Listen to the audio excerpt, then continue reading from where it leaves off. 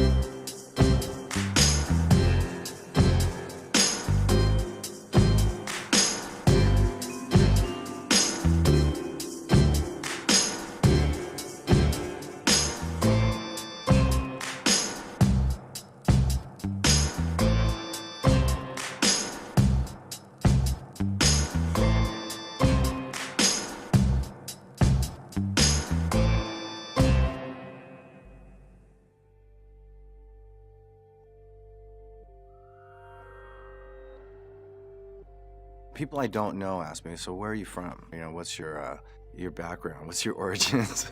Then they usually think I'm either Latino or this or that or the other. They think I'm Jewish. I'm in the Jewish Book of Famous People. But as far as, on the professional level, I think it's pretty common knowledge that I'm half black or whatever. I was never really fazed by the sort of the color barrier, never really paid. I think my mom paid more attention to it than I did because, she grew up in a time when there was definitely a lot of discrimination going on. But I think I sort of, ignorance is bliss in some ways. I just never paid that much attention to it. I obviously wasn't all the way black and I wasn't all the way white, so I was sort of stuck somewhere in the middle. But, I was sort of always an outcast in everything anyway, so it didn't really faze me. When I was probably like 8, 9, 10 years old, I used to hang out over at my Aunt Johnny's place, which is basically, South Central LA, and that's where my cousins lived. Wayne and Edward, my two cousins that I would hang out with. All the funk music, Funkadelic being one of the, and all that stuff, and they could both play. They were just naturally pick up a bass and drums and just play, not knowing what they were doing, and they were amazing. And so once I'd picked up guitar, by the time I was 15, I would go over there and I would jam with those guys. I mean, I know that all the British guys were so influenced by black musicians to have Jimmy come along and be able to take the music that was so popular at that particular time and bring this element to it, which is uniquely black. It was pretty awesome. I had one band called Snake Pit. I hired the singer, and his name was Rod Jackson, and he was a black guy with a pretty, sort of old school soul kind of voice. As soon as I turned in the material to, I think it was Interscope, Jimmy Iovine, he was like, "Oh, we love it, but we're not sure about the singer." They could relate to the sort of heavy rock and roll kind of things, but then mixed with that kind of a soulful voice, which I thought was perfect. They couldn't relate to it. As far as being black and, being in Guns N' Roses, I think the only time there was a realization in the ethnic difference between myself and, say, Axl was when we put out this song called One in a Million that he wrote.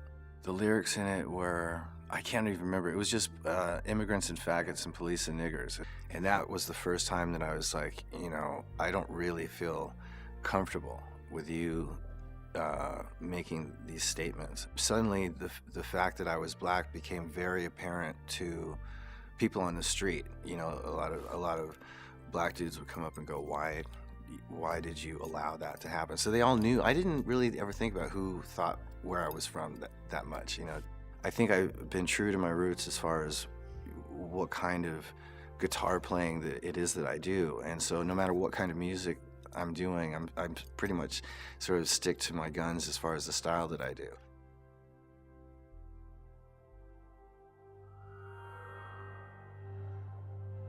My mother talked about her dreams as though they were events, because she never said I dreamed. She said, and I thought, if you have no access to the political life or the governmental life or the institutional life of your world, you do reinvent or invent a reliance on religion, magic, something else that's yours. I didn't feel the threat of being a woman. I was encouraged by my father to think that way. He thought I was the smartest thing in the world. Me and my sister, he thought we were lovely and sort of charming, but tough. As a young girl, 12 years old, I'm working in somebody's kitchen a couple of hours after school, $2 a week. But I don't know what I'm doing. The woman has equipment I never saw before in my life. I don't really know how to scrub the floors. So she would complain. So I'd complain to my father. And he says, "You don't live there. You live here with your people. Go to work, get your money, and come on home. You don't know what you're doing? Learn." It's very important things to be told at that age what your talents are, what your abilities are, and that you are not beholden to somebody else's opinion of you. My sister, who is older than I am, got married when she graduated from high school. She didn't want to go to college. I did. So I went to college. And my father was very proud of that. And my mother was very proud of that. And they promised me they could do it for a year. They said, "We only have enough money to do it for one." I said, I only need one, I said. Then I learned that among white girls of a certain age, that was not common, that they educated the boys.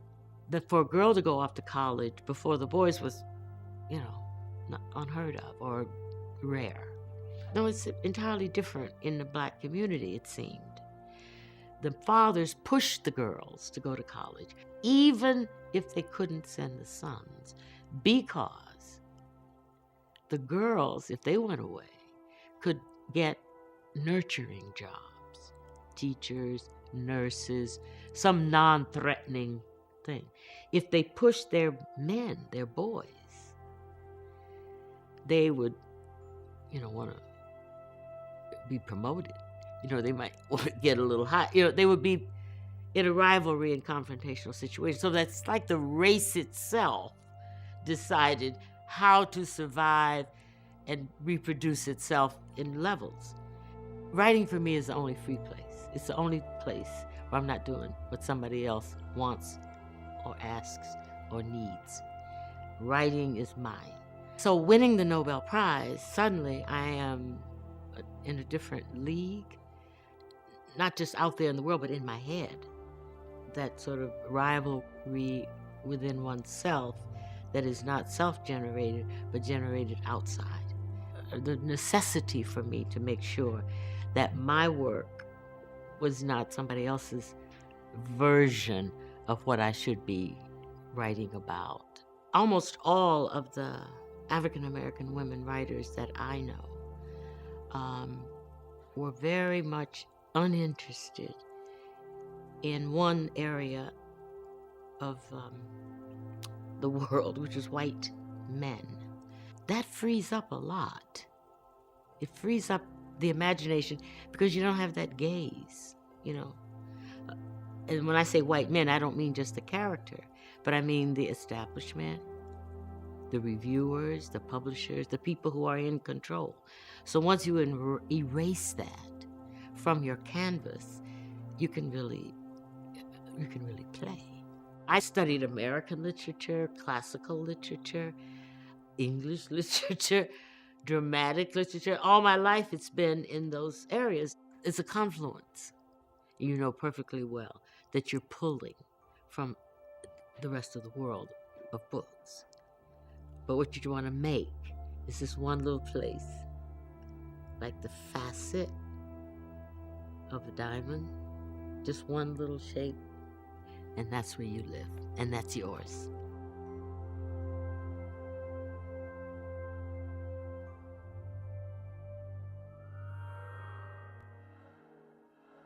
I did a TV pilot called Renegades, it was all this slang that we didn't understand. And we were just like, what is this? I never heard this word before. And we went over to the director because we didn't even know how to say the line because we didn't know what the word was. And he didn't know. And we called the writer to ask what it meant. And he said he just made it up. When Robert Townsend and I decided to do Hollywood Shuffle, ignorance was our greatest asset. We didn't know we weren't supposed to be able to make a movie without money, without experienced people, without permits. I mean, we had a van, and we put all the equipment in the van, and we'd have somebody stand on the corner and look out for the police, and we would film, and if they whistled, we'd throw all the stuff in the van and take off and come back 15 minutes later.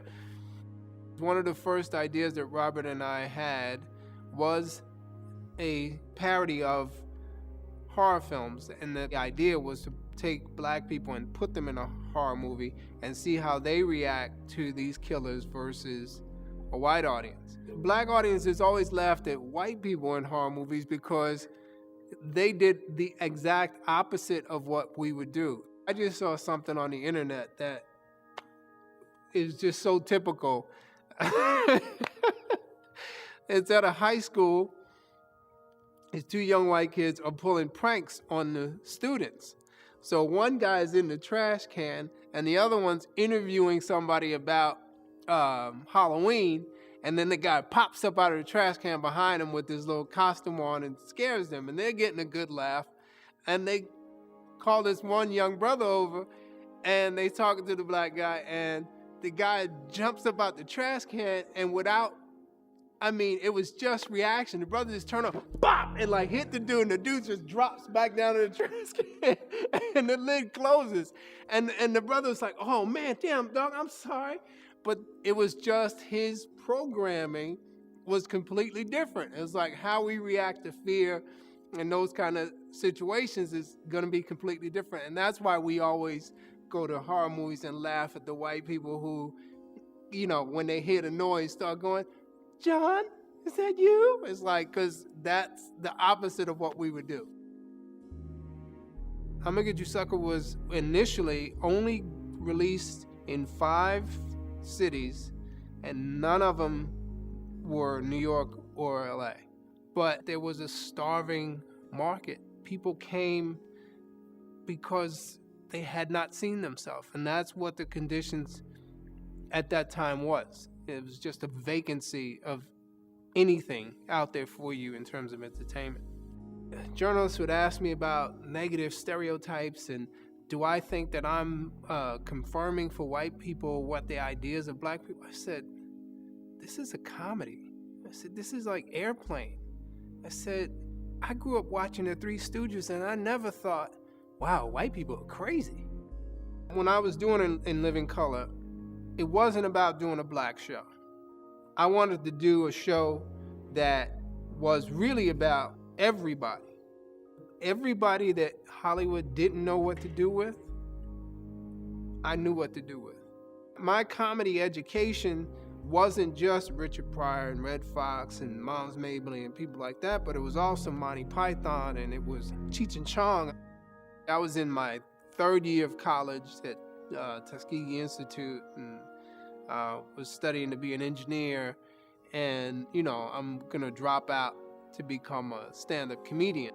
I had the conversation with my father. He said, son, you should finish school. He said, you should get the degree just so you have something to fall back on.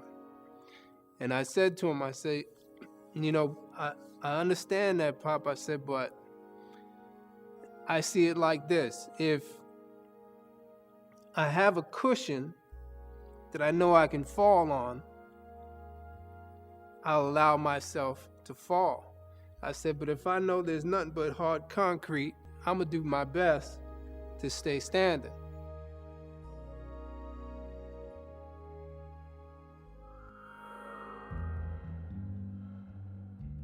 I think had I finished high school, got a job in the post office, bought a little white house with green shutters and a white picket fence, nice wife, 2 children, cut my grass every week, my father would have said, "That's a very good life." My mother said, "There is something beyond that, and reach for it, boy, go for it." In elementary school, early on, she became president of the PTA. When I moved to a second elementary school, she became president of that PTA. And I asked her once, I said, "Well, why do you do this?" And she said, "Number one, if I'm going there and if I'm going to be involved, I think it's going to be better for my boys. And if it's better for my boys, it's going to be better for all of the other children in that school." But when I went to piano lessons every Thursday, I had to walk through the Clark College campus, Atlanta University campus, and the Morehouse College campus. And I was in awe of these buildings. And I can remember coming from the Ashby Street Theater one Saturday, and there was Dr. Benjamin Elijah Mays, the president of Morehouse College, walking across the campus, and I'm 20 yards behind him. And I find myself trying to walk like Benjamin Elijah Mays. My relationship with Thurgood begins at an NAACP mass meeting in Atlanta. And as we were leaving the church, I said to my father, "Hey, Daddy, I'm going to be a lawyer like Thurgood Marshall." And my dad looked at me as if I had lost it, and we never discussed it again. I applied to seminary and I applied to law school. I spent the summer of 1957 trying to decide whether I was going to spend my life at the altar or at the bar. In the process, I discovered sin, and I liked it. And I remember when Wiley Branton moved my admission to the U.S. Supreme Court. As I took down my hand, I looked up at Thurgood Marshall, and he winked his eye. It was sort of the laying on of hands. It was saying, "Go ahead, my man." When I left the Urban League to go practice law, I was basically underground until Clinton asked me to chair his transition. So I came back. I sort of liked the in and out process. There is a definition of Black America, but no definition of white America. And we are just as mixed up in views and needs, aspirations as any other group of people. It's never been monolithic. There's always been dissent. There's always been a difference of opinion, a difference of approach, and that's healthy. When we went across the Edmund Pettus Bridge, we did not say that we would all come out thinking alike and singing alike on the other side. All of my career, I've just tried to think forward. No matter how dire the current situation was, it's got to get better.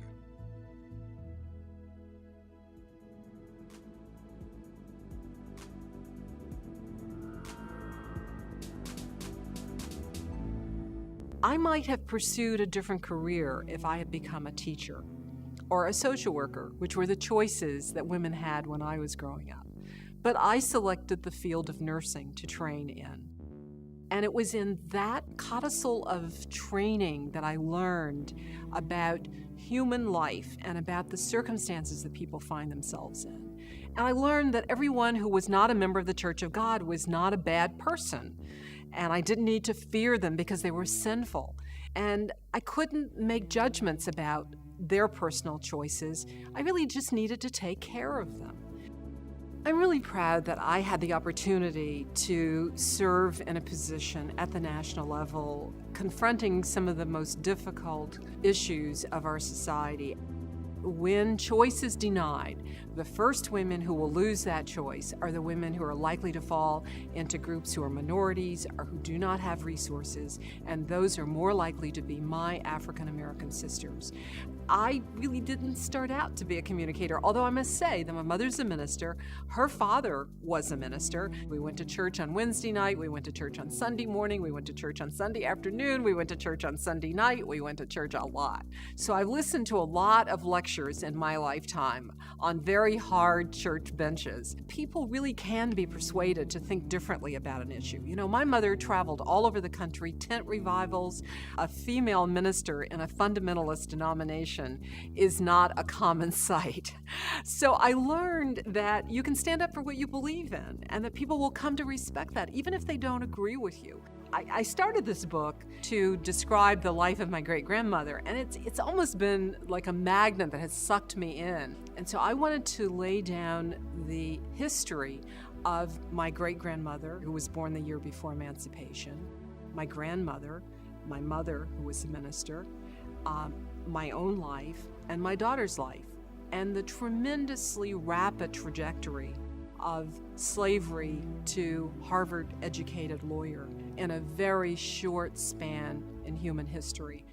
I'm really sorry that my daughter didn't have an opportunity to grow up in a segregated African-American community, as I did in the early years of my life in St. Louis, where the lawyer lived next to the house painter, lived next to the doctor, lived next to the preacher, and we were all together. That can have an enormously powerful influence on the community and the value of keeping and raising our children properly. If I could help one woman in the African American community not give birth to an unwanted child, I feel that I've made that contribution to the advancement of my race and the people who came to this country through a path that was not of their own making. Now, this gets right down to the interaction between me and my mother, because she really didn't much like the way that my career turned. She wanted me to be a missionary nurse and to bring enlightenment to the dark continent of Africa. But in fact, what I tried to do was to bring enlightenment to the dark continent of North America.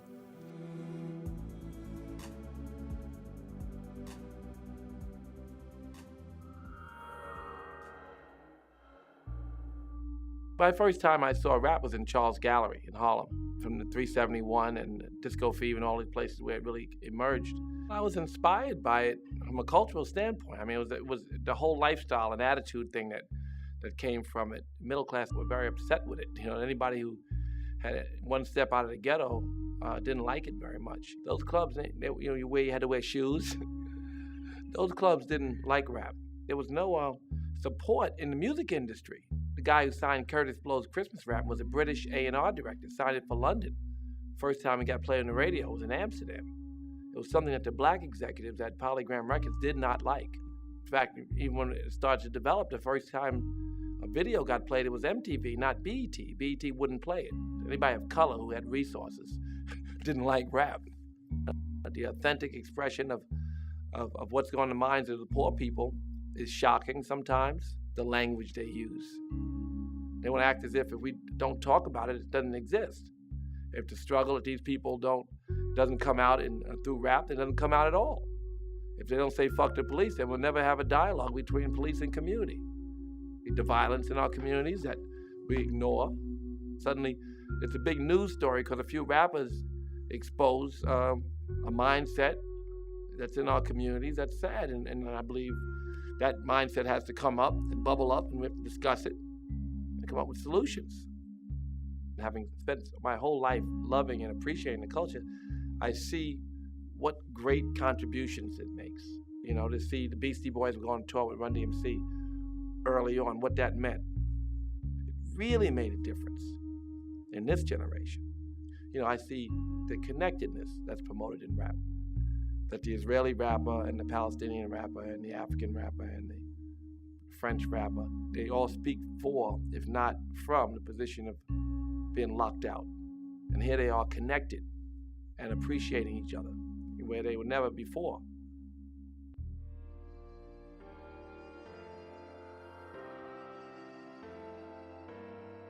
I remember when I was growing up, when my father was president of the NAACP in New Orleans, at the same time that Medgar Evers was shot in front of his house in Mississippi. So I remember that people would call and make death threats over the telephone. And my father would come home at night, pull into the driveway, turn off the lights, and blow the horn. So my mother could come out to just make sure that there was no one there. My father's career, in many respects, for him to become mayor in 1977 was really the capstone of a career which began in the 50s when he was a lawyer for the NAACP Legal Defense Fund alongside A.P. Turo and Thurgood Marshall and all of the others, Connie Motley. He became the first African-American elected to the state legislature in Louisiana since Reconstruction, first African-American judge. His career was symbolic of the change that was taking place in the South, taking place in Louisiana, and taking place in New Orleans. Katrina is an American tragedy. There were times when the aftermath was taking place and I asked myself, is this a city I know and love? It's as though certain people after the hurricane cheered that a lot of African Americans were displaced. You know, the cocktail commentary was good. These folks are gone. We will rebuild the city without them. I don't understand it. One of my sisters completely lost her house. What the jury's still out on is the question of why there were 4 or 5 levee breaks in the days following Katrina. For New Orleans to move forward, it cannot be a house divided. It has to be a house unified.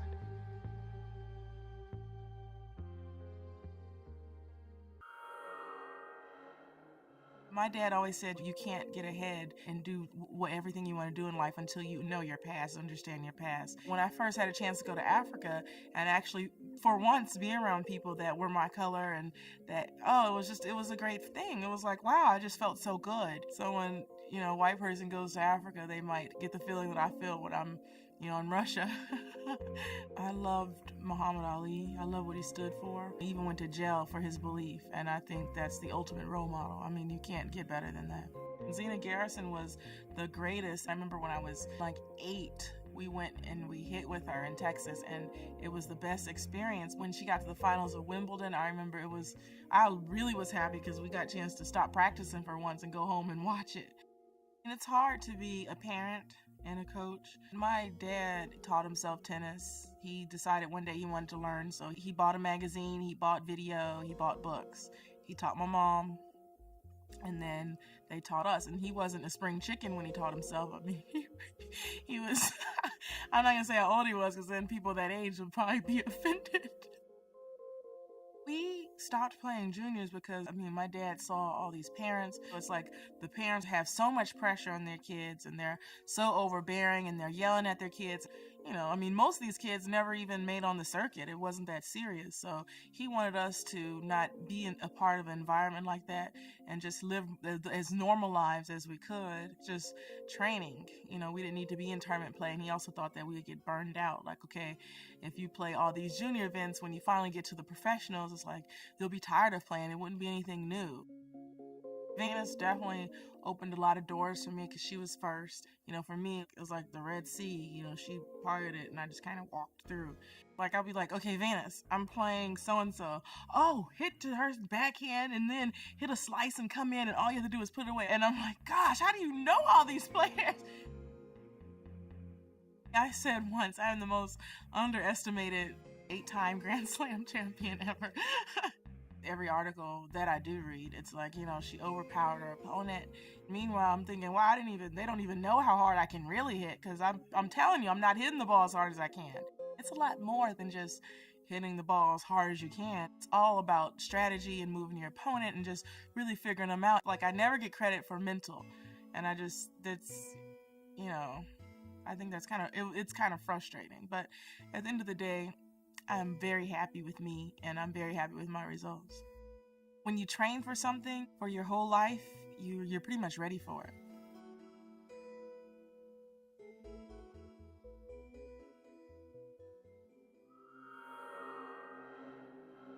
Very fortunate neighborhood, Coney Island, after the Depression. If our parents didn't get home in time for dinner, I had a choice. I could go and get some gefilte fish with Izzy, or I could go down the street and get some corned beef and cabbage. It was not until we left there and got into the reality of the rest of the world where the racial problem existed. A lot of us, of course, gravitated to Greenwich Village because that was the same society. I was a hippie, I was a beatnik. Ran a hootenanny in the village from 1959 to 1962.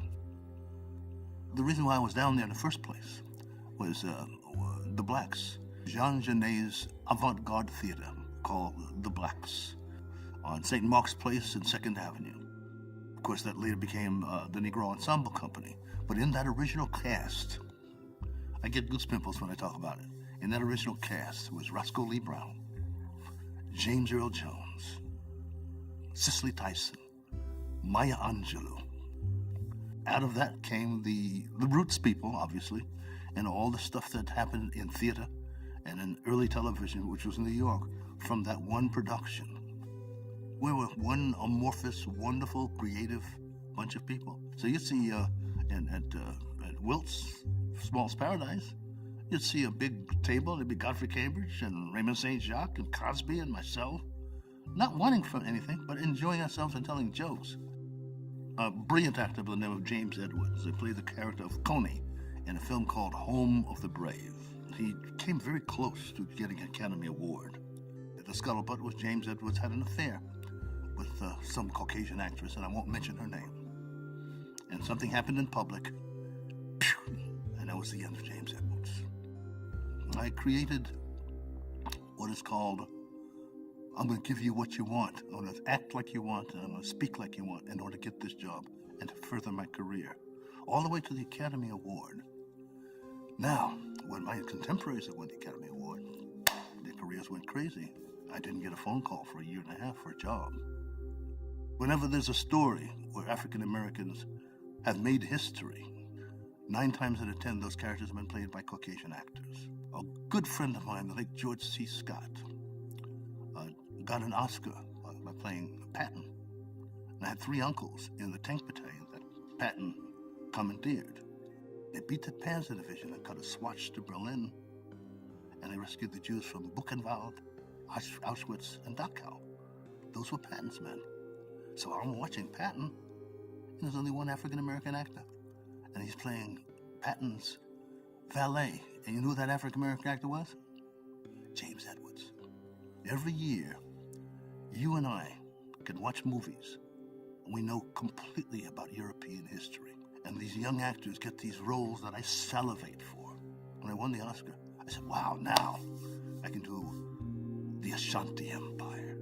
Wow, I can play maybe one of the kings of Haiti. I wanted to play Kwame Nkrumah, and I was turned down. And I had to settle for being second best to people who never did win awards. I was madly in love with Diana Sands. She played my wife in The Landlord, and Al Ashby got to do The Landlord as a reward for winning the Oscar for his editing work for Heat of the Night. So me and Diana had a love scene, and she was light-skinned, but she had these African lips. So we had to kiss. And we kissed the way we would do off camera. Kissing and stuff. And Hal said, cut. And he went to his first assistant, who was an African-American man named Kurt Baker, and says, how can I say this? Kurt said, just say it. So Hal comes up to me and says, let me explain the new lens. He says, what do you mean?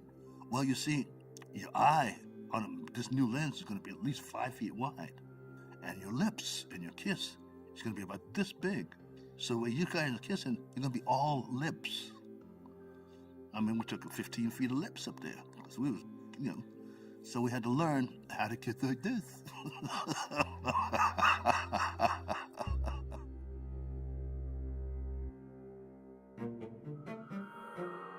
My strongest memory is listening to Richard Pryor albums in our house as a child, like during the day in the summertime. And then, of course, which everyone does if you had that, you imitated Richard Pryor.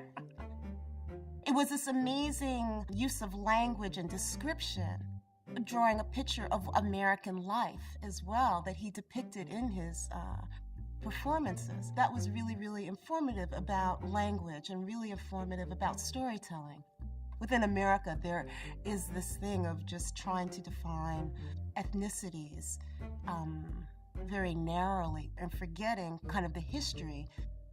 I grew up in a way that, there were Cubans, there are Black Cubans, there are Jamaicans, there are African American, like all in one family. There are huge differences in terms of identity, in terms of how people look at themselves. The Cubans, circa 1970, like, no, honey, I ain't Black. No, I'm Cuban. No. My father, who was Cuban, and his name was Elian, during the Civil Rights era, adopted this whole alternate identity of calling himself Danny, and kind of complete erasure of his accent, because he realized it was really complex in terms of the way Black people spoke about race, in terms of the way white people talked about race, in terms of people from different ethnic groups, their assumptions or prejudices about different groups, and he felt that taking away his accent is kind of being more a fly on the wall.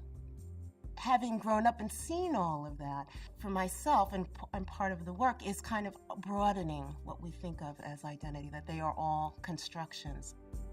Part of what I have done thus far in terms of the photographic work and the filmic work is that there are open-ended kind of narratives. For instance, nothing really happens in Corridor. It's just two women in these architectural domestic settings, and they just go from their day to day. It's to kind of suggest a particular time period and having the viewer try to interrogate, well, what is going on in this woman's head at the moment of emancipation, or what is going on in this woman's head at the midpoint of the Civil Rights era? And so maybe that might get a viewer to think about what they're thinking about now, given that the political period that we are in at present.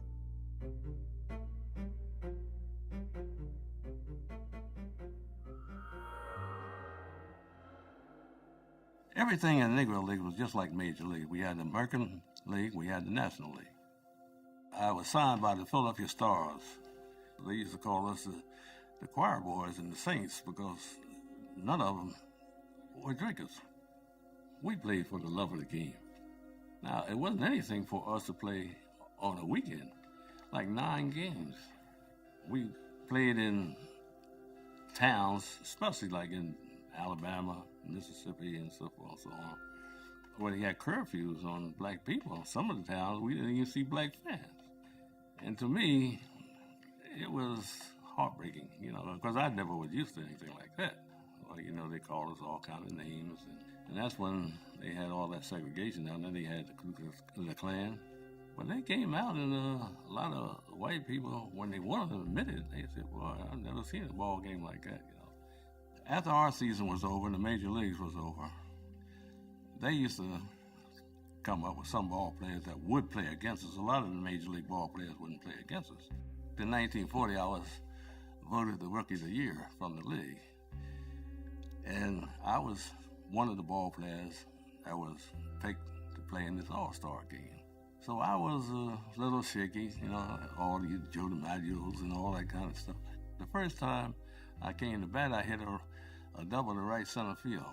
I'll never forget it. The next time I came up, I hit one to left field, and I was sliding into second base because in those days, I was pretty fast. I said, it's just a matter of the color of the skin.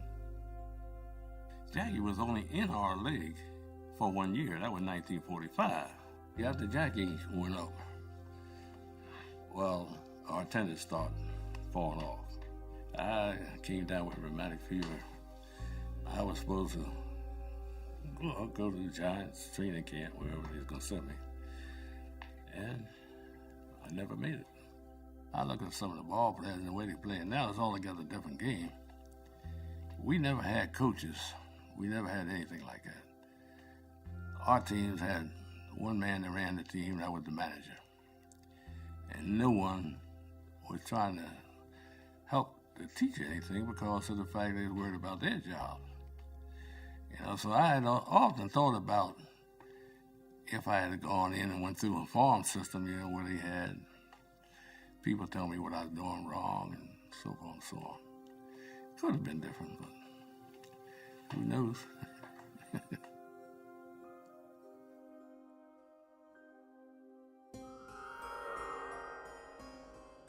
I grew up in a house full of books. Both of my parents were educators. So we actually had a second basement that probably had somewhere between 8,000 to 10,000 books in it. My mother had me take speed reading when I was in the 3rd grade.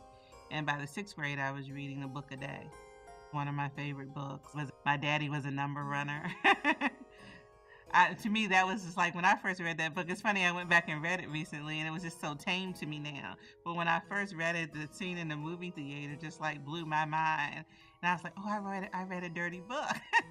I've always had a very vivid imagination. It's funny because when I was younger, all of my teachers always told me I was going to be a writer when I grew up. I never believed them. I didn't start doing it until, I was in my 30s. I never actually wanted to be a book author. It was very strange how it all started. I wrote one short story in November 1997, actually. It's almost been 10 years. And I sent it out to 4 or 5 friends. And I never expected anybody else to ever see it. I was just like, I wrote the story last night. What do you think about it? I mean, the next thing you know, I'm getting emails from people I don't know saying, someone sent me this story. Have you written anything else? It's the hottest thing I've ever read. And so I ended up putting First Night, The Airport, and the Seduction on my AOL web space. And within 3 weeks, my AOL site got 8,000 hits by word of mouth alone before it was taken down because of the content. I ended up putting the Sex Chronicles out in May of 2000. That immediately sold over 100,000 copies, and the rest just kind of goes from there. Some people were becoming obsessive about trying to figure out who I was, and then people were masquerading as me. I actually have met someone masquerading as me before in Jamaica, of all places. I sat there and let her talk, and eventually I told her that I really wasn't. And she was really embarrassed. It turned out she was a bookstore manager from Florida. I was at a book signing once, and a lady actually came up to me and fell into my arms crying and told me that she realized that if she didn't get help for what happened to her as a child, that she was going to turn into the main character of my book. If I had written a manual on sexual addiction, nobody would have really read it. But by doing it as a fiction-based story where people get caught up into the character and that kind of stuff, it can also have almost the same impact as an actual manual would. I feel that if women are going to have sex during their lifetime, and the majority of women are, that there's no reason that they should walk away from the experience any less satisfied than the man. I hope that by reading my books that women will realize that they're entitled to make demands or ask for certain things sexually, because men do not hesitate. We're the women that we are, that we go about every day, and there's a woman that we wish we could be.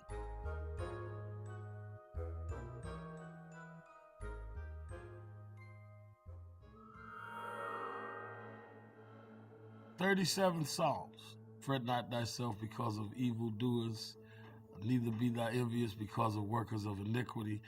And around the 25th verse, it says, I've been young, now I'm old, but I've never seen the righteous forsaken. The strange thing, I've never said this publicly, is James Brown used to read that all the time. And when he died, I was with his children when they opened up his house to claim his personal effects and prepare to get his clothes for the funeral. And next to his bed was the Bible open to the 37th Psalm. There were maybe 2 or 3 blacks before him that went mainstream, Nat King Cole, people like that. But James Brown was the first one that made mainstream go black. It's hard to grow up with that reference point to manhood and not internalize it. So I learned a lot of politics being around, Shirley Chisholm and Jesse Jackson and others. But I learned manhood from James Brown. And I guess even subconsciously, when I would come back to New York and begin activism and we were still close, I kind of brought that into my activism, kind of believing in the picture you painted in your own mind. I got that from James Brown. And in fact, he loved controversy. He would say, that's good. You want everybody talking about it because that's the point to move forward. I grew up in the Pentecostal church, and the whole Pentecostal movement was very theatrical, very passionate, very dramatic. And in many ways, the civil rights movement and empowerment movement is theatrics. Martin Luther King used theatrics. Birmingham, Selma, the drama of marching, the drama of kids going to jail. So part of that, of course, is deep, hard struggle, but the theatrics of it in a media age brings the point home. Absent that, you're sitting in some university trying to explain what drama drives home. Many of the black entertainers started their art in the black church. It was one of the few places we could assemble. It was one of the few places that whites did not dictate the program. You got to remember, most blacks that were a boy and a girl and a maid or whatever during the week, you were chairman of the deacon board on Sunday. And it's the first place you had a title. You had a level of respect in society. So the church was not only our spiritual home, it was our social and our political and our economic headquarters. Everything started. Black colleges started there. Black businesses started there. It was our lives. I had a black conservative tell me on a talk show once, you got to remember, I didn't make it because of civil rights. Civil rights didn't write my resume. I said, yeah, but civil rights made somebody read your resume. I wanted to run for president because I wanted to put us in the debate. No matter how eloquent somebody says we're beyond race, we're not. Just look at the facts. We are still doubly unemployed to whites in America today. We still are incarcerated at a higher rate for the same criminal accusation, same criminal background. We still are 3 times more likely to be turned down for a bank loan with the same credit, same income. I knew it was unlikely I'd be president. Even if everybody running against me died, they would have found a way to go and make somebody else president. But I knew that they couldn't, once I got on that stage, control the debate. You judge a tree strut by how deep its roots run underground, and the black church was the roots for us. And I think that that's what you're seeing in the hip-hop generation, this disconnect, this dislocation. We told them, you're free now. It's beyond race. You don't need all of that. And we gave them nothing to replace it. And then we look up in 10 years and say, what's wrong with these kids? What's wrong with them is there's nothing grounding them. So there's nothing to violate. There's no legacy to continue. You're connected to nothing. So manhood becomes thuggism or hoodlumism, or not did you go to college, but did you do your time in jail? Or you're a real man because you got shot. Well, who decided after 2 centuries of struggling for educational excellence that being a thug now is the definition of black manhood? But this imposed culture that you act the fool, it's a new way of stepping fetching. And they've become the gangsterized thug Uncle Toms that entertain whites' worst opinion of black folks. Anytime you study our history, we use our art to reach up, whether it was Robeson or Marian Anderson. It wasn't just to reflect what you see, it was to look at what wasn't there and put everybody's mind toward trying to be that. In slavery, we sing Go Down Moses, Swing Low Sweet Chariot. We wasn't singing about niggas in the field picking cotton. Our art never just reflected what was there, it also was a vision of what wasn't there, and it helped move a people toward that. And that's what I think we've lost, and that's what we've got to get back.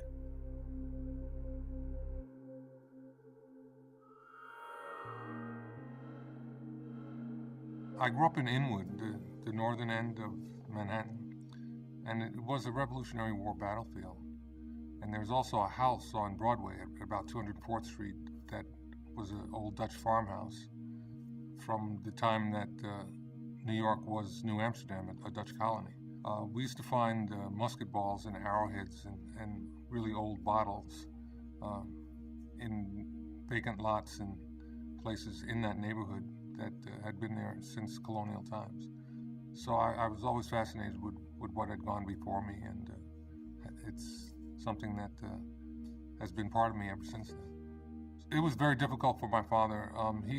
If he had had his dream, he would have played in Count Basie's band. I mean, that would have made him the happiest person in the world. He would have done that until the day he died, and he never got that opportunity. So he became a police officer and did very well as a police officer. He retired, he was a lieutenant. But, music really was his heart, his love. I was attending UCLA, and they had a jazz festival down in Orange County. So I went down to check them out, and they introduced me to Miles, and they say, Kareem, this is Miles. Miles is Kareem, and he looks at me and says, it must cost you about $500 to get a necktie. And then he just kept going, And I was like, wow, that's not the type of thing that you expect that's going to happen when you meet your hero. You expect a more meaningful moment. Within the next 2 years, playing for UCLA and doing as well as we did, I came to Miles' attention as the center for the UCLA basketball team. And then I ran into him on 135th Street. He'd been working out at the Y there. and he knew who I was at that point. It was like we were old friends. You know, he invited me to his home. We went to his home and watched some fight film. Just hung out for the rest of the day. Miles was a serious athlete and did the whole thing. I would go into the gym with Will, and Miles would usually be there. He did a serious boxing workout. It was a couple of hours, and you could tell. You looked at him, he was in great condition. First game in the NBA was against the Pistons at Milwaukee, and they had Walt Bellamy. Walt was like near midcourt, and I passed him about 3 times at one point, going from offense to defense, and he never got out of the midcourt area to either end of the court. And he said, "Hey man, slow down, you're gonna make me look bad." That was something that really made me appreciate playing for John Wooden. The fact that I didn't have to be a bruiser. I wasn't going to beat Wilt. I didn't have that type of bulk and physical presence, but I did have speed and agility, and I could make an impact on the game using my talents. You had myself, you had Dr. J. He thrilled a few people with his stuff, okay? He had George Gervin and Earl Monroe. I mean, certain guys, just if you see them play, it strikes you and you want to see more. Win or lose, just watching them execute their talents was really something to enjoy. I started writing when I was in grade school, and at one point I wanted to be a journalism major. I wrote a history book in '96 called Black Profiles in Courage. The whole idea was to get people to see that President Kennedy's book was not complete. The quote I have in the book that I usually go back to is, "I'd rather be a lamppost in Harlem than governor of Georgia." People don't understand a black American saying that, but it's so true. Being someplace that you are accepted and encouraged to be at your best. I remember a friend of mine had been away from home for 2 years playing basketball. And he said when he got back to New York, he took the train right up to 125th Street and just walked the length of 125th Street and started crying because he was so happy to be back in that cradle. It's like home. It's like some place that we keep with us all the time.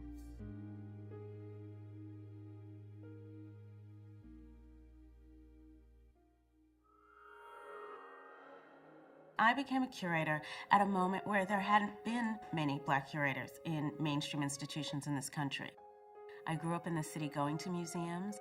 It's really how I decided I wanted to spend my life in a museum.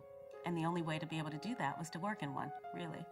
One of the funniest experiences I had when I began working in the art world is that people always assumed I worked for Thelma Golden, not that I was Thelma Golden.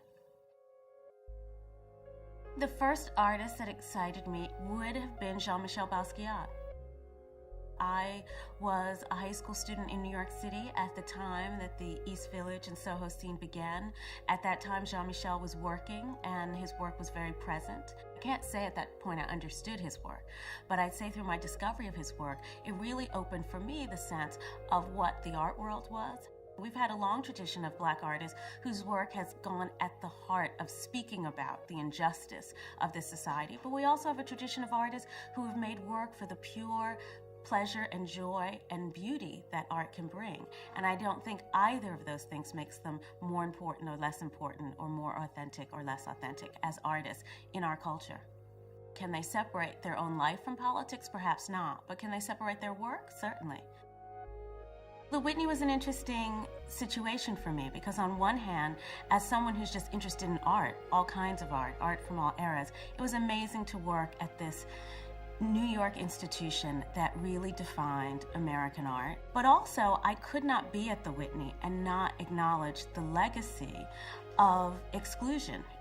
You know, one of the most interesting art experiences I had as a child is I grew up around this series of sculptures of Black heroes that were created and commissioned by some alcohol company. And, you know, if you bought this alcohol, you could buy it from the back of the box. And they were created by an artist named Inga Hardison, a Black woman sculptor. And I realized on one level how this was sort of one of these, you know, gift with purchase sort of situations, the art that you got. But that was a really amazing gesture to have this amazing woman artist making these sculptures. It's one of W.E.B. Du Bois, Charles Drew. So I think even the definition of how art can be in one's home should be wide, because I think that I was influenced by things that weren't necessarily shown in museums. If there are spaces that we have not entered and an artist enters them, often there's a question about why they're there. I don't see it that way at all. I sort of see the possibility as that all the spaces we haven't entered, we should be entering. And there really isn't a sellout in aspiring or wanting that at all.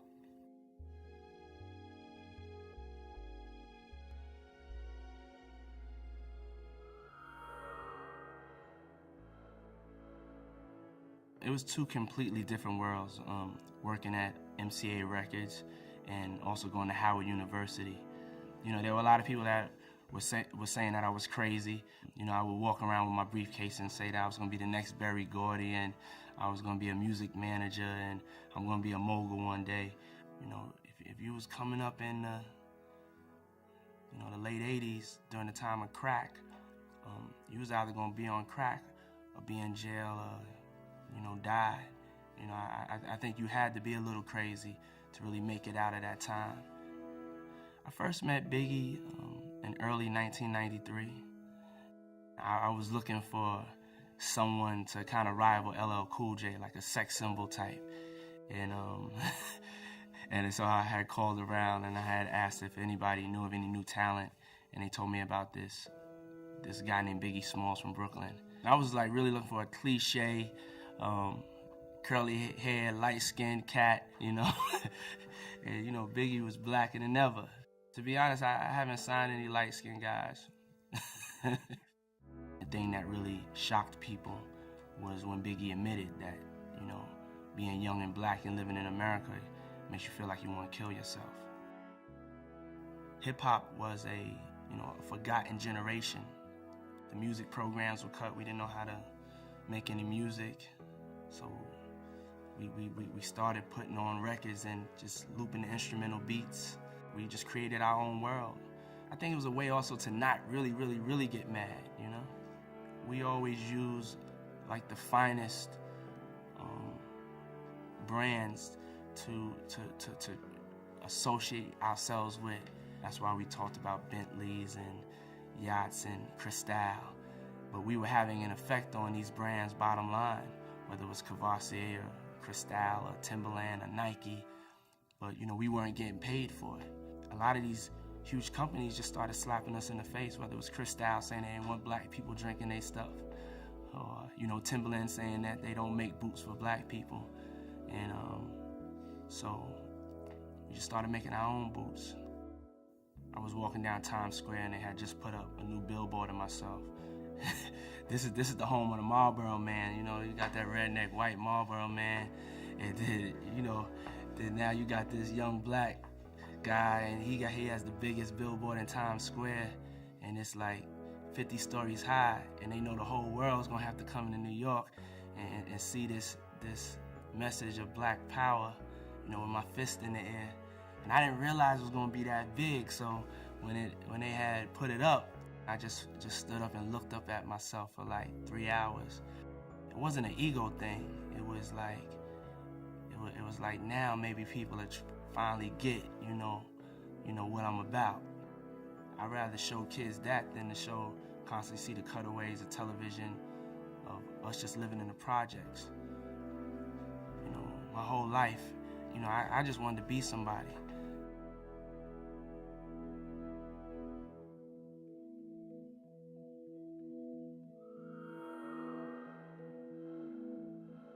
Cecil Rhodes, he wasn't ready for black folks or for women. So when he wrote his will, there weren't supposed to be any of us in there. And Alain Locke, 1907, he snuck in. Nobody was supposed to know he was black. We just celebrated his centennial of getting a Rhodes Scholarship. I wrote my dissertation on Zimbabwe, and I used Rhodes's money to go back to Zimbabwe and do my research on how Zimbabwe became independent and the role that the Commonwealth played in the transition of Rhodesia to Zimbabwe. So it gave me a great deal of pleasure to be able to go around tip liberally with his money all over Zimbabwe. When I started the State Department, I was 32 years old. I was African American, I was a non-career officer, I was a woman, and I was the mother of a 3-month-old infant whom I was breastfeeding. And I don't think they'd seen that for a while. Among the career Foreign Service officers, there was a long-serving and distinguished cadre of senior African Americans who, for the most part, had made their career in positions on the African continent. But among those of us who were political appointees, who came in at the privilege of the president, we were very, very few and far between.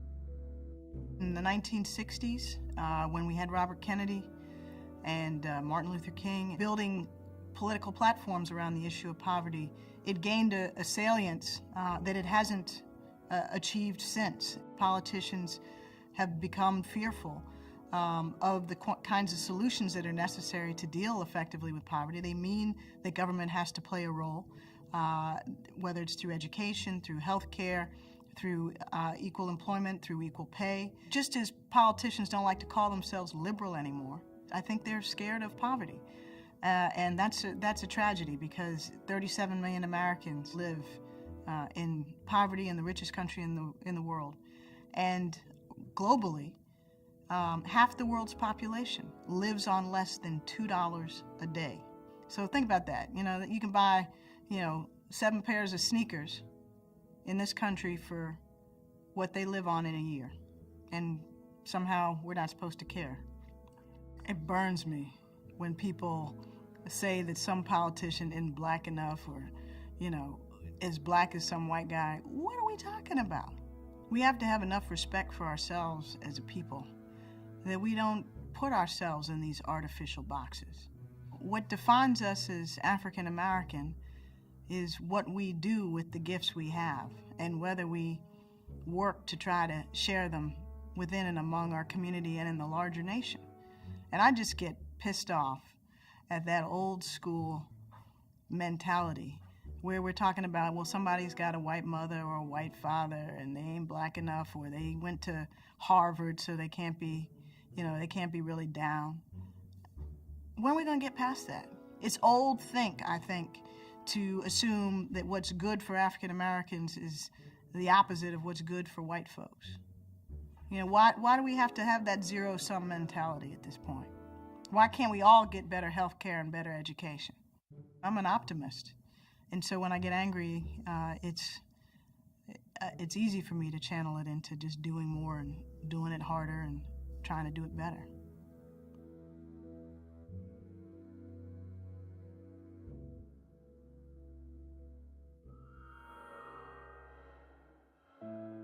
When I worked at Red Lobster, when I worked at, Odd Lot or Alexander's or, the Daily News, I wasn't working my way through stand-up. It wasn't like, that was my life. It wasn't like a kid working his way through school and they know, okay, when I get out of school, it'll be good. That was my life. If I work at UPS, I'll be really lucky. The day it clicked to me, I went to see a comedian at a Radio City Music Hall. A big, famous comedian at the time. As we're leaving, my brother goes, "You're that good. You're as good as that guy." And it didn't dawn on me that I was so happy to be out of Bed-Stuy. You know what I mean? I was so happy to not be a busboy anymore. I didn't think, I could play Madison Square Garden or any of that stuff.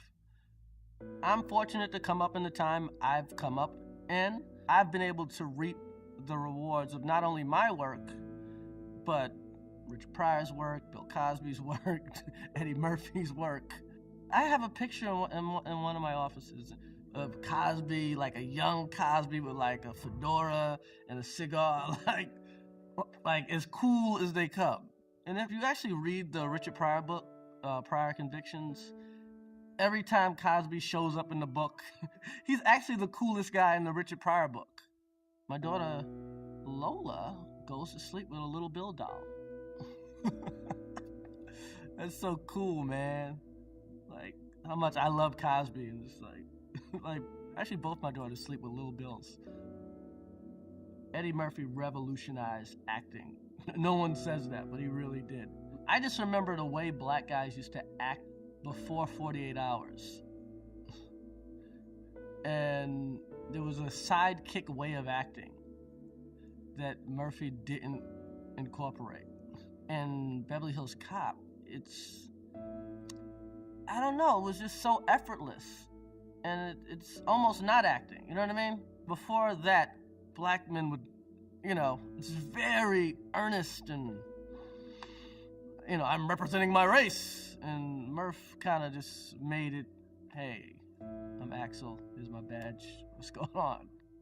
The thing that black culture is missing, it's not the comedian thing. Somebody will be that guy. The real question is, when are one of these black girls gonna get their Streisand on?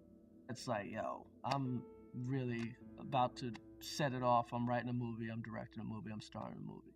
I can't wait to meet her. I can't wait to work with her. I can't wait till I meet the female, Tyler Perry.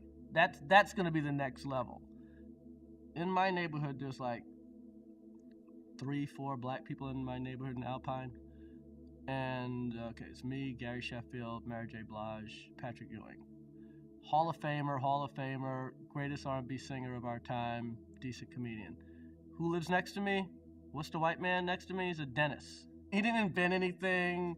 He's just a dentist. That's what America is. My dad used to say this. You can't beat white people at anything. Never. But you can knock them out.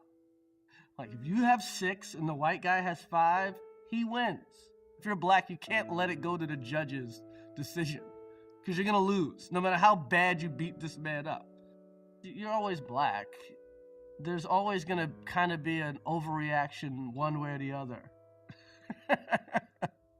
regarding your presence, be it good or bad. Barack Obama, who's a great candidate, who I actually endorse, says like 4 words at a convention. He's the greatest man of all time. Just when you let Jackie Robinson in baseball, that doesn't mean it's equal. Baseball statistically isn't equal almost until the 70s. And why do I say the 70s? Because that's when you started to see bad black baseball players. The true equality is the equality to suck like the white man. That's really Martin Luther King's dream coming true, is guys sucking. I watch the Oscars. Okay, these are the people that made the good movies. What about the people that made the bad movies? That's most of the industry. I want to be like that. Not that I want to be bad, but I want the license to be bad and come back and learn.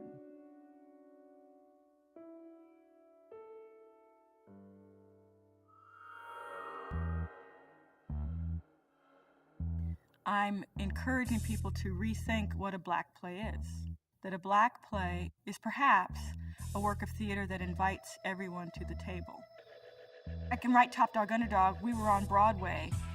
A lot of the folks who came to see Top Dog Underdog were African American kids, young folks. Most of them had never really been to a play before.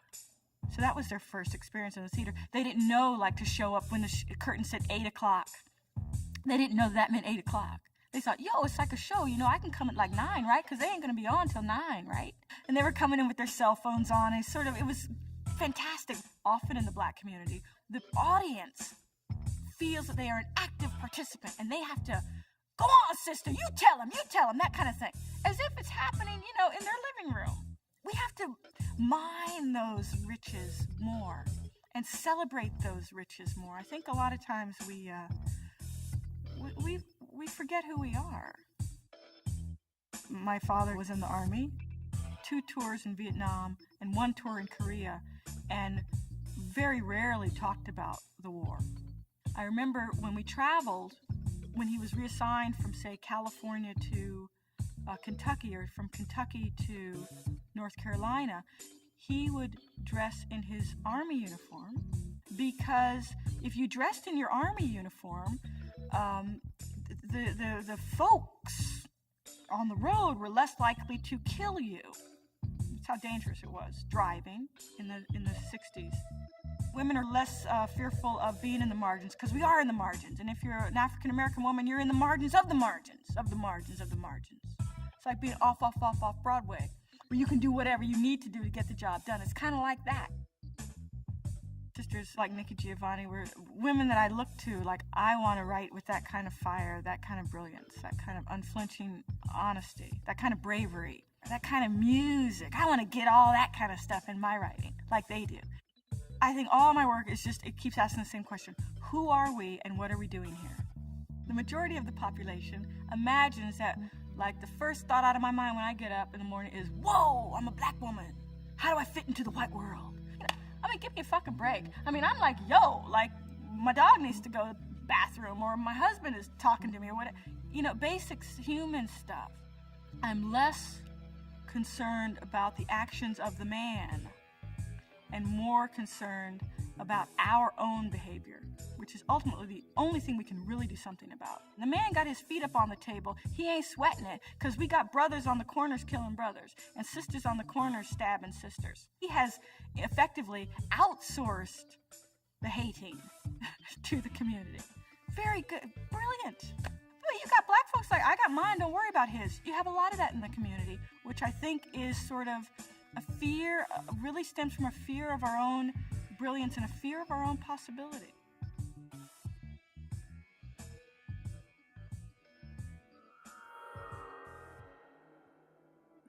When I was a kid, I burnt my house down. Like to the ground. It was an accident. My father and my mother stayed here in New York because he had a job here, but myself and my 3 siblings, 2 sisters and a brother, were dispatched to live with my grandmother. And my grandmother used to sort of sit me in her lap so she'd keep an eye on me, right? So I wouldn't burn her house down. And read to me from the Bible. And probably the thing that I remember most, I think it's Galatians, chapter 6 or 7, Be not deceived, the Lord is not mocked. Whatsoever a man soweth, so also shall he reap. That made an impression on me, that in life, you take out of this world what you put into it. 2 things were a part of my upbringing that I don't think most white Americans would relate to. One, I cannot tell you the number of times that I was told when I was a kid, you're gonna have to work twice as hard to get half as far. And 2, I remember almost as if it were yesterday, my grandmother, she'd say, now remember, you want to be a credit to your race.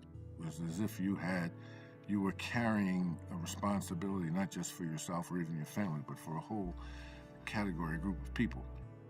I was my senior year at law school up in Albany, New York, and I had an internship at the New York State Assembly. We were invited to an official state dinner, and as my wife and I were going through the receiving line, the governor sort of fixed on me and turned to his wife, Happy Rockefeller, and said, this young man's going places someday. If you look around today, you find that there are a number of African Americans who've succeeded to the level of the highest positions in some of the biggest corporations and best-known corporations in the country. But we all pretty much started out at the same time. We were all children of what I call the movement, the civil rights movement from 54 to 64, from Brown versus Board of Education to the culmination of the Civil Rights Act in 1964. And so once you went to school, you got the same degrees now as everybody else, and then you get on the train at the first stop, and you have to ride through to the end. I left my law firm and went to the dime in 1988. And the world by 1988 was a much different place than it was in 1948 when I was born, in 1958 when I was in 5th grade, or 1968 when I was in college. By 1988, the jailbreak was on. And so people would ask me the question, they'd say, well, when did it first occur to you that you could become the CEO of a large money center bank? And that was, I had to deal with that question a lot. And I would say to people, it actually never occurred to me that I couldn't. People in America feel compelled to bring in the notion of ethnicity. When people look at you and evaluate you or write about you, you're going to be judged on either side of the line. If you succeed, you're going to say, here's a black person who succeeded. And if you fail, it's like, well, here's another black person that failed.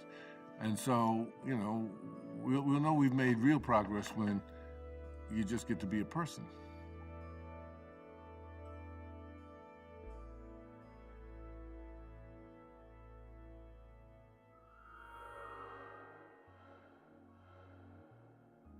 I grew up in the projects in North Philadelphia. Hank Gather is a playground legend. I mean, we grew up in the same housing projects, and I wasn't fortunate enough to play with Hank because he played on the big boy court. But you have to understand, when you're growing up in the projects, we find things to do 2 o'clock in the morning, just playing basketball. We would paint us a track, and we would run up and down. Any summer night, I was in one of those fields doing something. More than likely, it was basketball, and I would tell my mother that's where I'm gonna be. So she would come out and kind of just peek out to see if I was really out there with the guys playing, and I was. Once my mom found out that I was on the courts at 2 a.m. in the morning, she just let me go. My father, on the other hand, was pretty skeptical of me just always playing with the guys, and I never was playing with the girls. And actually, the times I did play with the girls, I found myself getting into fights.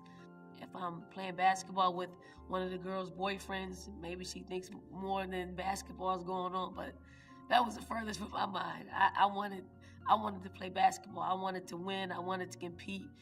This is what feels good to me. Playing with the guys felt good to me, and it felt very, very natural. I butted heads with all of my coaches, to be quite honest, because I had an attitude growing up as well because of where I grew up. I was a North Philadelphia kid going to Virginia, and I wasn't used to conforming to the ways in which they did things at Virginia at a higher education school. I was used to, if I wanted something, I'd go get it. If I wanted something, I asked for it. If I wanted something, I worked to get it. I wasn't used to just asking politely and being turned down.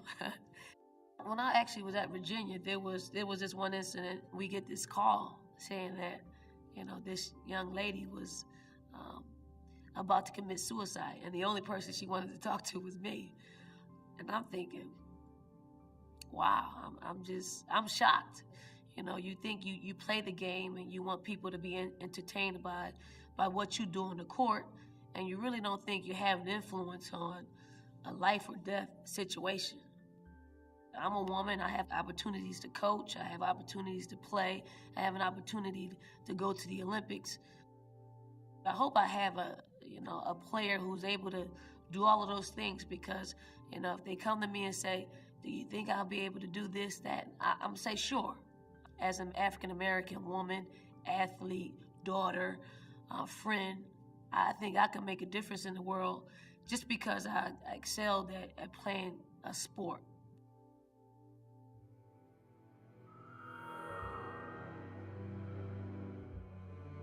It was in 1948 that Truman signed the desegregation order.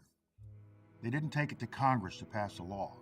No law integrating the Army would have passed the Congress in 1948.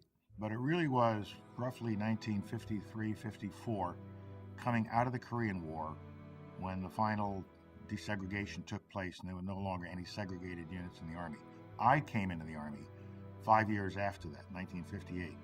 I was a 20-year-old ROTC cadet, and I came in second in the best cadet competition. And I was proud. Second is good. And I'd worked hard. But it was a sergeant who said to me, if you weren't black, you'd have made top honors, you would have been first.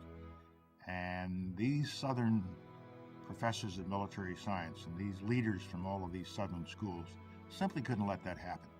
I went back in the South, of course, after I graduated from college in 1958 to Fort Benning, Georgia, the Deep South, the really, really Deep South. The funny part of being a black soldier in Fort Benning, Georgia with your wife in Birmingham, Alabama in 1964, and you're driving a Volkswagen, one of them Fern cars, with a New York State license plate on it and an LBJ sticker, was a chancy thing to do. Once I got stopped, speeding no doubt, from Birmingham back to Fort Benning, Georgia, somewhere around Sylacauga, Alabama, and I pulled over the side of the road. The state trooper came along, and I could see him in my rearview mirror as he approached, and clomp, clomp, clomp, clomp, knee-high boots, round hat, and he looked down at me, this black man sitting behind the wheel of his Volkswagen, and he looked down, he said, boy, you need to get out of here as fast as you can. And I drove off. One of the kindest things ever done to me. Very often I've been given assignments that were good assignments, and people said, well, you know why Powell got that job? They needed a black guy. And my answer to that, when I hear these rumors coming back, that's why you got the job, because you're black and they needed a black, I just smile and say, well, fine. For 200 years, I didn't get the job because they needed all whites. So I'm not going to argue about that. The only thing that's going to count now is not I got the job or I didn't get the job or how I got the job. The only thing that's going to count is my performance. One of my favorite stories is of a Civil War Confederate general who heard that the president of the Confederacy, Jefferson Davis, was going to start recruiting black men into the Confederate Army. And he wrote him, and he said, don't do this. You can't do this. Use Negroes for whatever purpose you want, chopping wood, digging trenches, hauling cargo. But you can't make them soldiers. Because if a black man can carry a rifle and defend the South just like a white man, then our whole theory of slavery is wrong, and we will fail. Purlie Victorious musical captured America at a time when blacks had to play this secondary role. Even when they were smarter than their white masters, they could not show it. It was always yowza, yessa, even though they were laughing behind master's back, because they knew more than he did. So Reverend Purlie goes in and he saves the black church down south from racist old captain. And at the end of the play, when it's coming to a finale, Purlie now has to move on. Reverend Purlie has to go save someone else, somewhere else. And the people saying, stay here, Purlie, stay here. He said, no, I must go. He said, but before I go, I want to say this to you. Let the Declaration of Independence inspire you. Let the Constitution of the United States protect you. And do what you can for the white folks. And I've never forgotten that, because what he was saying is, there are a lot of white folks in America who still have not crossed over. And it is an obligation of those of us of color to help white people understand that and to bring them along. We have progressed in this country to where blacks are in the most important positions in the land. 2 black secretaries of state, one following the other, 2 black national security advisors. One of the leading candidates for president of the United States now is on stage with the most famous celebrity in all of America, and they're both black. When I talk to my children and my grandchildren, they just see this as normal. They don't know where it all came from. And I've had some interviewers say to me, why do you linger on this? I mean, it's all over. It isn't all over. It's not all over. It can't be all over as long as we have young African-American boys and girls who are not able to get the quality education they need, or still being held back because people are looking down on them. So there are lots of African Americans who have succeeded in life, and that's great. But we should not think that this second Civil War is over until we have provided opportunities for all Americans, African Americans, Hispanic Americans, poor white Americans. We should not think that we can rest on the achievements of the past 30 or 40 years.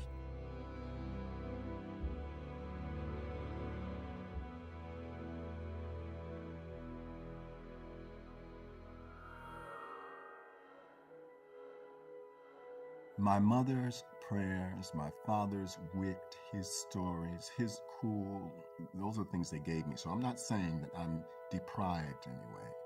But this identity that came with my upbringing, it was not about the black church. I've had to appropriate that. I sing my mother's spirituals because I say that is the heirloom she gave me. She could give me nothing else.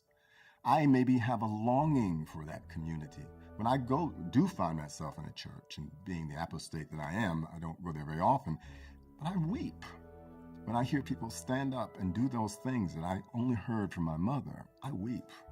The whole notion of identity politics, which seemed to have congealed in the mind of academics somewhere circa 1985 and reached its peak maybe by 1995, I was oftentimes used as a poster boy for that. For some reason, I was on the stage with the likes of Carmen de Lavallade, Tally Beatty, George Faison, an interesting group of theater workers. And I said at one point, I feel that I'm an artist first and then I'm black. The room exploded. And there are people, as I understand, even to this day, who my name is anathema because this person denied his blackness. I thought that that's what a modernist artist was supposed to do, break out of categories. And I was a product of the 60s. We are not our bodies, all that stuff. Well, I got a lesson that day. Being a black man in the culture, something about it you got to get over. Remember that? Trying to get over. I was trying to explain that to a table full of my white friends about this concept, and they get an uncomfortableness and blank. Well, what do you mean, you know? Well, am I telling you the truth, or am I seducing you always so that you won't know or won't recognize how fearful I am? The great dark fear in my life has been there'll always be a chasm between me and most people, be they black or white, because of the particularities of how I was raised in the world. I was expected to speak one way at home, but then when you go out in the world, talk proper, speaking two languages, putting forward signals that at once said, I'm safe, I'm not going to hurt you, I'm smart, I'm not stupid, you can respect me, and that you're not going to hurt me. I felt all of these my whole life, and I think a personality was developed out of that. That works in the art world. One who's kind of angry, has an axe to grind. Now, I have had to tame that where they touch the button and suddenly I let you know I'm black and you're not, because that's in a way the society is fatigued with it. Oh, black rage, I'm so bored with it. You know, why don't you get over it already? You know, and look at you, you won a Tony Award. Look at you. You know, you were on Time magazine. What are you complaining about? You know, one of my gods is James Baldwin. You know, here's a small, eloquent, soft man with a razor-sharp mind, speaking the King's English better than most. His references are broad, and yet there was no doubt he was a down brother. So, authenticity, identity, love, faith. What is the idea of identity? Blackness should take a second level to the concern I have about human commonality, transcendence.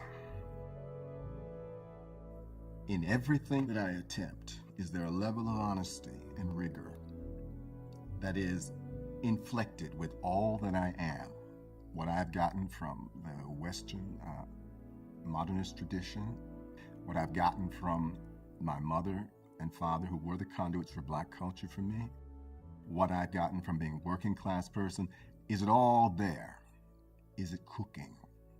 I was invited to do an evening honoring Nick Ashford and Valerie Simpson up in Harlem. And everybody there was a big band on stage, there was a lot of people singing, doing their songs, and Daniel Bernard Roumain, fantastic violinist, composer, and friend of mine, I said, Daniel, look, I want you to study Ashford and Simpson's music and give me some licks. Well, we came for the rehearsal that afternoon, and the band was like, what? What is this? Nobody's gonna do, we're doing that. There was a fight. And I said, look, I was invited to do this. They were my friends, and they let me do it. That night, man, I killed Daniel on his violin, doing You're All I Need to Get By. And Bill T. Jones and his doing the isolations that he has learned from everywhere, from Trisha Brown to Merce Cunningham to James Brown to Fela Kuti. It was all there. And it was smart, it was generous, and I think it was lovely, considering how the audience responded. Am I black enough? Man, I was black and more that night.